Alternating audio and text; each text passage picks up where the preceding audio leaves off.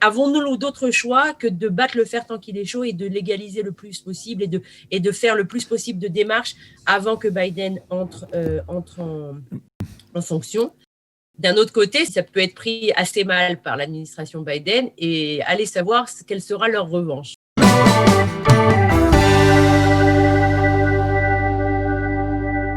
Attends en Zoom, elle est déjà avec nous. Lali, bonjour, Boker Tov.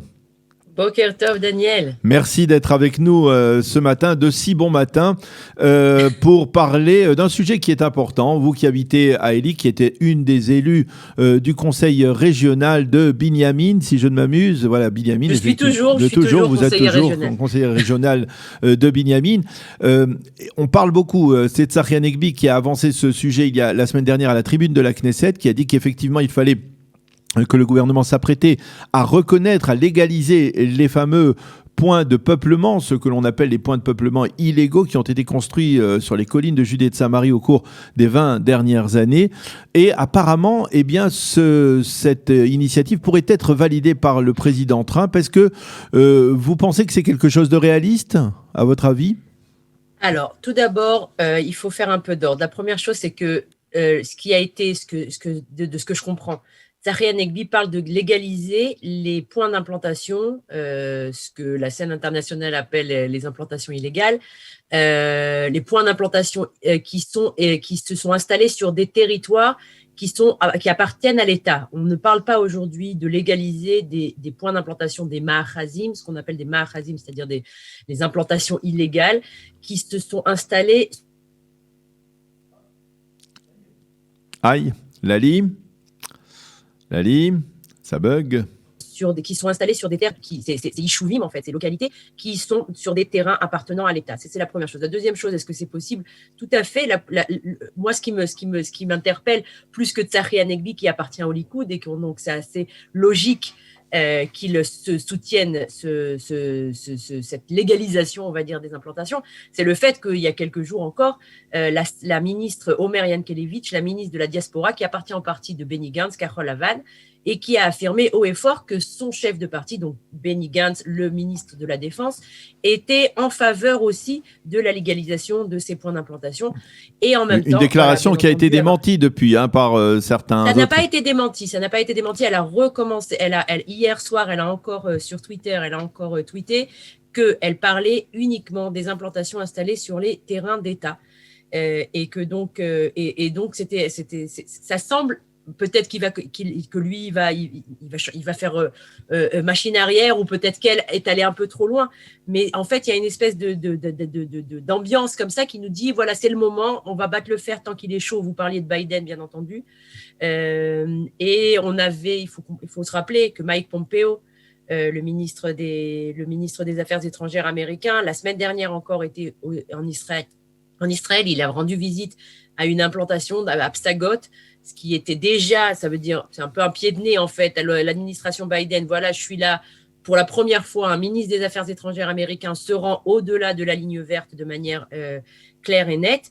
Je pense que oui, ça peut se faire, mais j'émets quand même quelques hésitations, on va dire, parce que c'est pas des hésitations. C'est sûr que c'est ça qu'il faut faire, et vu l'administration Biden qui est en train de se dessiner face à nous, vu les nominations qu'il a fait, vu le fait qu'il ait pris autour de lui énormément de personnes qui sont radicalement à gauche et qui sont ouvertement pro-palestiniennes, avons-nous d'autres choix que de battre le fer tant qu'il est chaud et de légaliser le plus possible et de faire le plus possible de démarches avant que Biden entre en fonction? Alors, d'un autre côté, ça peut être pris assez mal par l'administration Biden, et allez savoir quelle sera leur revanche. Mais les Juifs, on a toujours fait ce qu'il fallait pour nous, et il ne faut pas trop se préoccuper de ce que l'étranger, de ce que les personnes à l'extérieur pensent de nous. Alors, vous n'avez pas l'impression aussi, Lali, que c'est une forme de compensation, ça pourrait être une forme de compensation de la part de l'administration Trump, si effectivement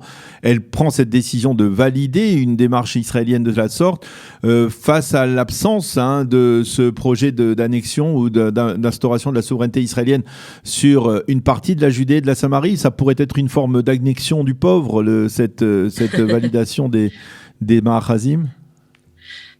Alors, peut-être. En même temps, on nous a toujours dit que la politique, c'était l'art du possible. Alors, on nous offre quelque chose, on le prend. Toute l'histoire, toute cette malheureuse saga de la souveraineté israélienne sur la Judée-Samarie, malheureusement, ça s'est terminé en queue de poisson. Mais je pense qu'il va falloir continuer cette démarche. Si les Américains, en effet, nous donnent l'aval pour légaliser ces implantations isolées, alors bien entendu qu'il faut le prendre. Est-ce que c'est un lot de consolation? Peut-être, mais en tout cas, moi je pense que même un lot de consolation, c'est toujours bon à prendre. Lorsque l'on parle des implantations, là, et vous l'avez dit d'une manière très claire, c'est bon à prendre, on le prend. Mais finalement, est-ce que le mouvement des implantations n'est pas devenu trop dépendant, on va dire, de ces démarches politiques internationales, de ce qui se passe, de l'environnement qui se passe, et que finalement, un Premier ministre comme Binyamin Netanyahou, dont vous êtes proche, que vous soutenez, eh bien, n'a pas, pendant ces 10 dernières années, agi de manière suffisamment véhémente, suffisamment claire dans la revendication de la souveraineté israélienne sur ces terres? Alors, il y a deux points dont je voudrais parler. La première chose, c'est que Netanyahou, ce n'est pas un révolutionnaire, c'est un évolutionnaire. C'est quelqu'un qui aime le statu quo et il avance pas à pas. C'est le fils d'un historien. Il aime les démarches à long terme.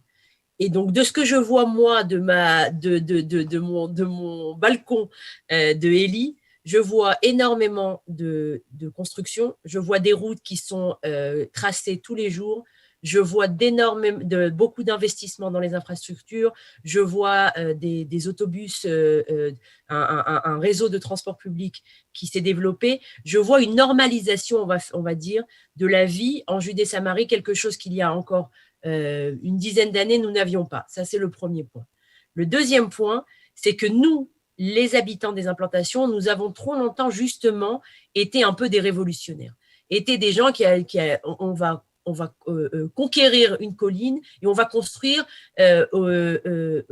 sans vraiment demander l'avis ni du ministère, ni du gouvernement. On va faire un peu ce qu'on veut parce que cette terre nous appartient, c'est vrai, elle nous appartient. Cette terre nous appartient, mais nous ne demandons l'aval de personne. Or, aujourd'hui, si nous voulons faire partie de l'Israël, du grand Israël, si nous voulons être comme tous les Israéliens, alors tous les Israéliens, lorsqu'ils construisent un balcon, ils demandent une autorisation de construire. Eh bien, c'est comme ça que ça doit se faire. Pour faire partie d'Israël, pour prouver justement notre normalité, le fait que notre présence en Judée-Samarie, c'est quelque chose qui doit se faire de manière légale et de manière claire et nette, sans essayer de passer par des espèces de passe-passe, de tours de passe-passe. C'est comme ça que ça doit se passer. Ça doit se passer de manière claire, ça doit se faire en collaboration avec le gouvernement. Alors, bien entendu, les choses, elles vont peut-être se faire moins vite, mais en tout cas, la construction qui est construite aujourd'hui en Judée-Samarie, elle n'est pas menacée. Enfin, elle n'est pas menacée par des recours à la Cour suprême. Pourquoi? Parce qu'il y a une étroite collaboration entre les habitants, entre le conseil des localités juives de Judée-Samarie, entre les différents conseils régionaux et les conseillers municipaux, les conseils municipaux qui sont en contact avec l'administration israélienne et qui font en sorte que chaque construction soit, on va dire, cachère depuis le début jusqu'à la fin. Et pour moi, c'est comme ça que nous ferons partie enfin de la normalité israélienne, sans avoir toujours sur notre tête cette épée de Damoclès d'être chassés de chez nous.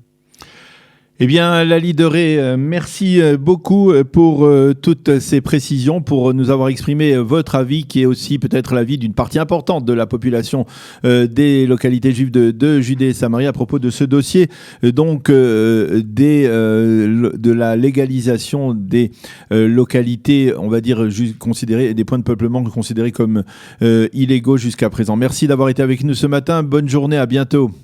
Merci.